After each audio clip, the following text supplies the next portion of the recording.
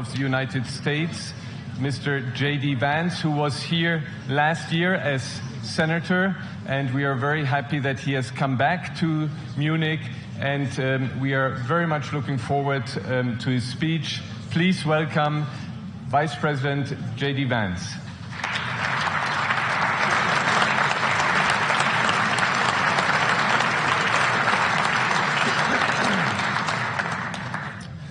Well, thank you, and thanks to all the gathered delegates and luminaries and media professionals, and thanks especially to the host of the Munich Security Conference for being able to put on such an incredible event. We're, of course, thrilled to be here. We're happy to be here.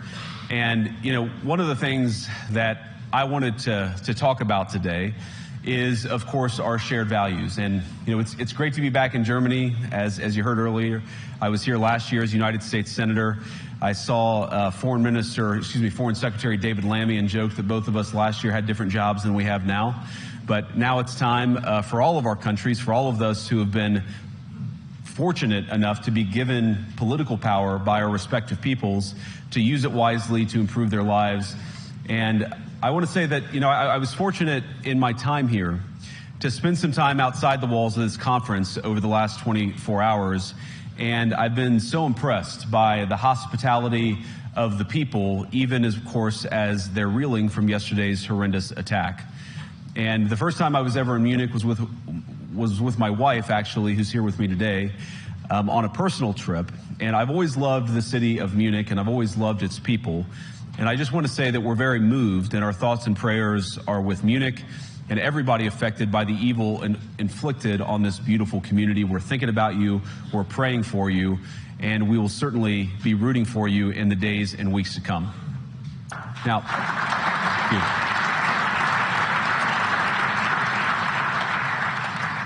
I hope that's not the last bit of applause that I get, but we gather at this conference, of course, to discuss security, and normally we mean threats to our external security. I see many great military leaders gathered here today.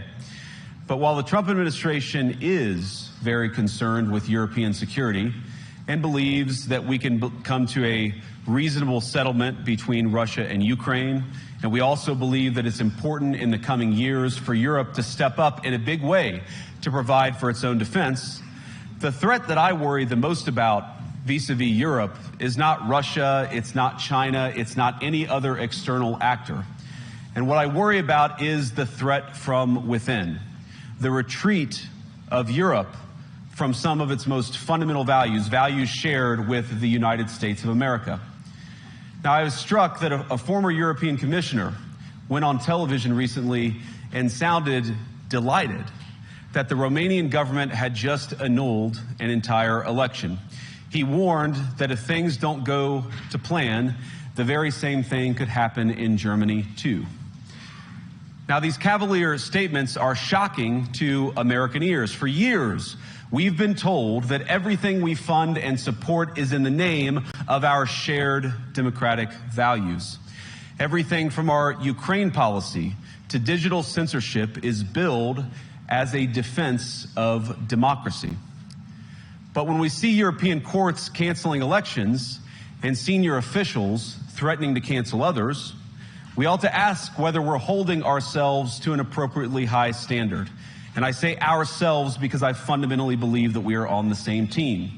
We must do more than talk about democratic values, we must live them.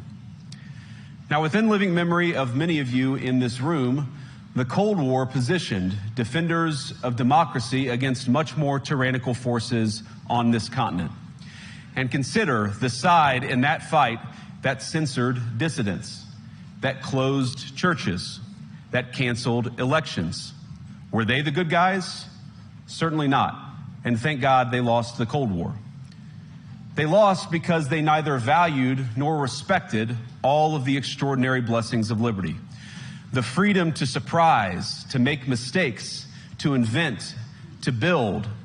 As it turns out, you can't mandate innovation or creativity, just as you can't force people what to think, what to feel, or what to believe. And we believe those things are certainly connected. And unfortunately, when I look at Europe today, it's sometimes not so clear what happened to some of the Cold War's winners. I look to Brussels, where EU commissars warn citizens that they intend to shut down social media during times of civil unrest the moment they spot what they've judged to be, quote, hateful content. Or to this very country, where police have carried out raids against citizens suspected of posting anti-feminist comments online as part of, quote, combating misogyny on the internet, a day of action. I look to Sweden, where 2 weeks ago the government convicted a Christian activist for participating in Koran burnings that resulted in his friend's murder. And as the judge in his case chillingly noted, Sweden's laws to supposedly protect free expression do not, in fact, grant, and I'm quoting, a free pass to do or say anything without risking offending the group that holds that belief. And perhaps most concerningly, I look to our very dear friends, the United Kingdom, where the backslide away from conscience rights has placed the basic liberties of religious Britons in particular in the crosshairs. A little over 2 years ago, the British government charged Adam Smith Connor, a 51-year-old physiotherapist and an Army veteran, with the heinous crime of standing 50 meters from an abortion clinic and silently praying for 3 minutes. Not obstructing anyone, not interacting with anyone, just silently praying on his own. And after British law enforcement spotted him and demanded to know what he was praying for, Adam replied simply, it was on behalf of the unborn son he and his former girlfriend had aborted years before. Now, the officers were not moved. Adam was found guilty of breaking the government's new buffer zones law, which criminalizes silent prayer and other actions that could influence a person's decision within 200 meters of an abortion facility. He was sentenced to pay thousands of pounds in legal costs to the prosecution. Now, I wish I could say that this was a fluke, a one-off crazy example of a badly written law being enacted against a single person. But no, this last October, just a few months ago, the Scottish government began distributing letters to citizens whose houses lay within so-called safe access zones, warning them that even private prayer within their own homes may amount to breaking the law. Naturally, the government urged readers to report any fellow citizen suspected guilty of thought crime. In Britain and across Europe, free speech, I fear, is in retreat. And in the interest of comedy, my friends, but also in the interest of truth, I will admit that sometimes the loudest voices for censorship have come not from within Europe, but from within my own country, where the prior administration threatened and bullied social media companies to censor so-called misinformation. Misinformation like, for example, the idea that coronavirus had likely leaked from a laboratory in China. Our own government encouraged private companies to silence people who dared to utter what turned out to be an obvious truth. So I come here today not just with an observation, but with an offer. And just as the Biden administration seemed desperate to silence people for speaking their minds, so the Trump administration will do precisely the opposite, and I hope that we can work together on that. In Washington, there is a new sheriff in town, and under Donald Trump's leadership, we may disagree with your views, but we will fight to defend your right to offer it in the public square, agree or disagree.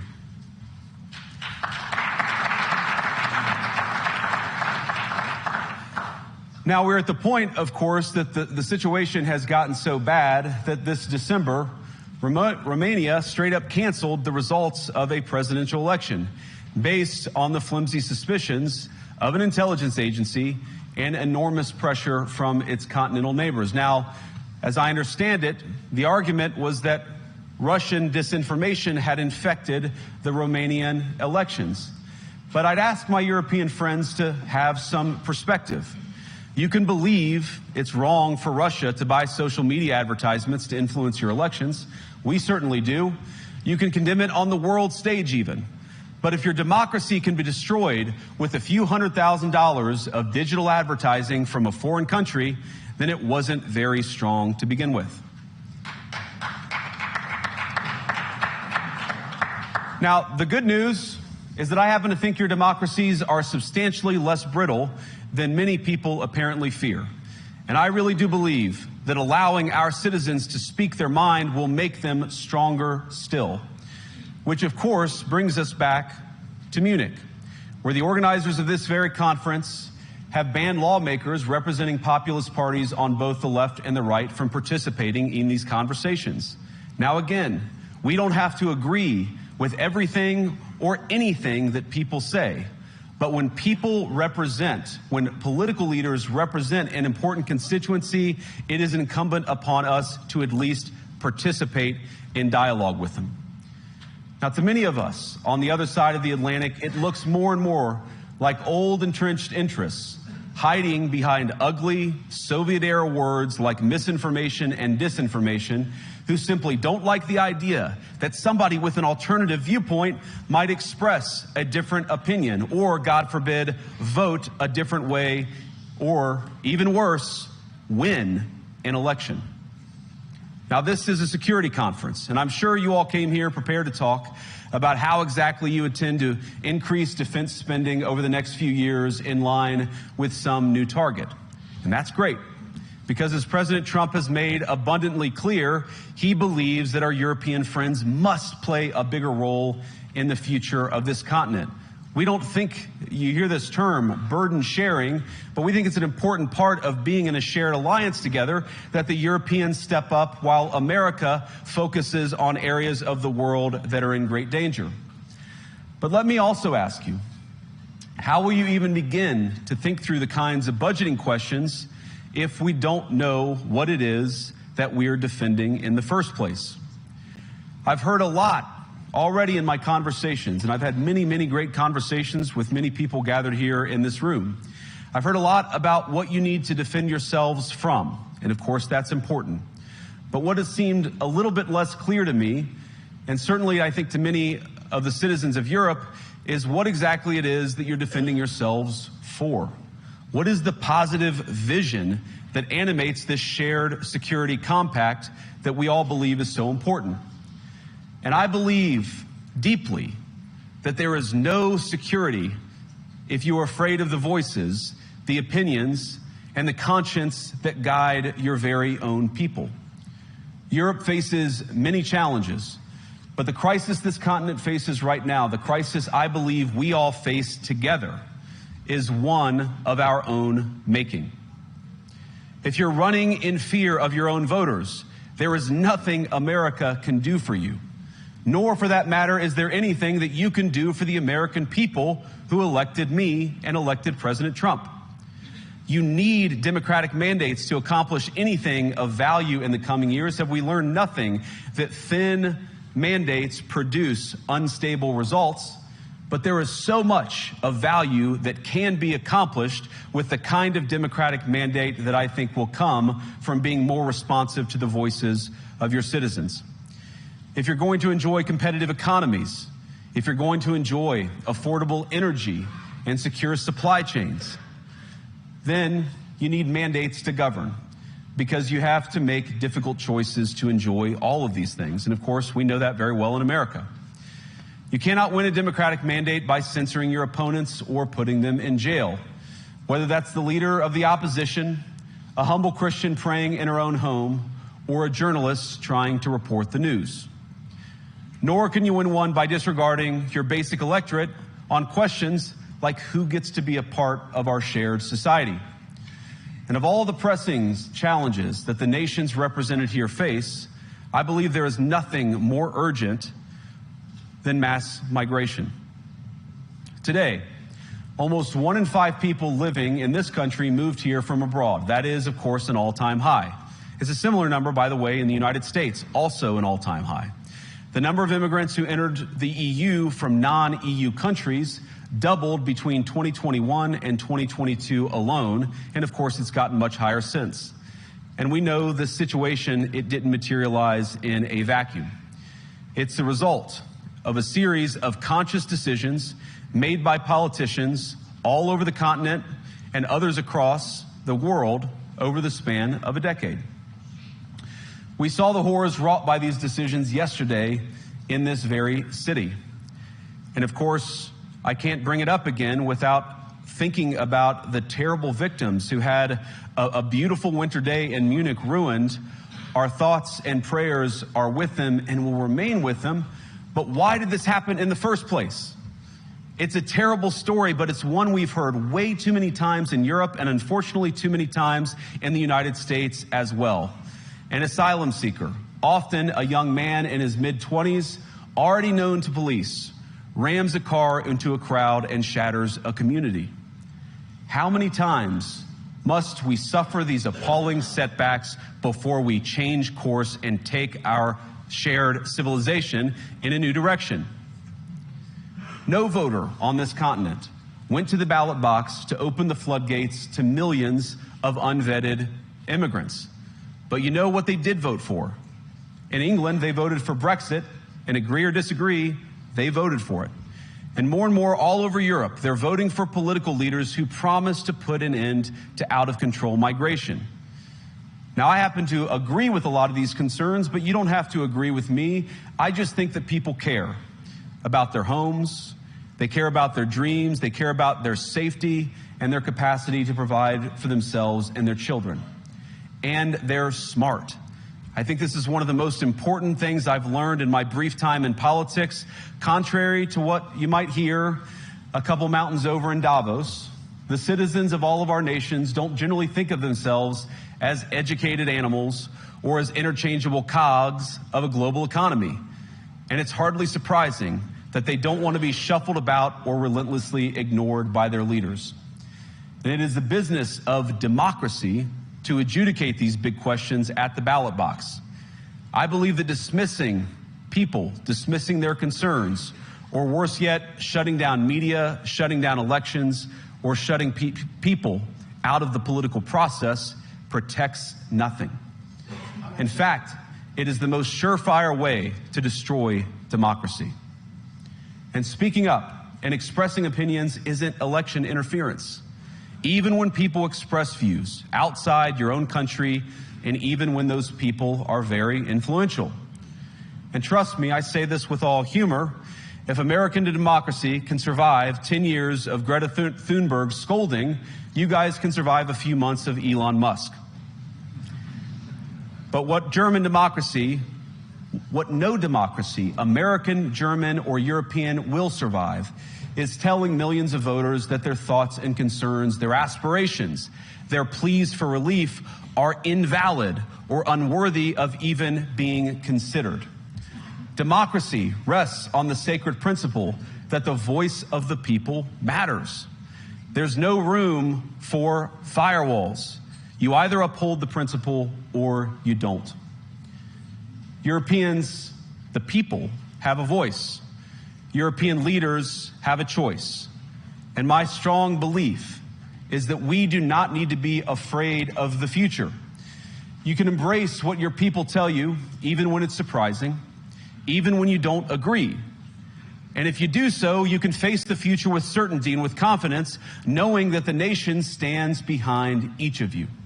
And that, to me, is the great magic of democracy. It's not in these stone buildings or beautiful hotels. It's not even in the great institutions that we have built together as a shared society. To believe in democracy is to understand that each of our citizens has wisdom and has a voice.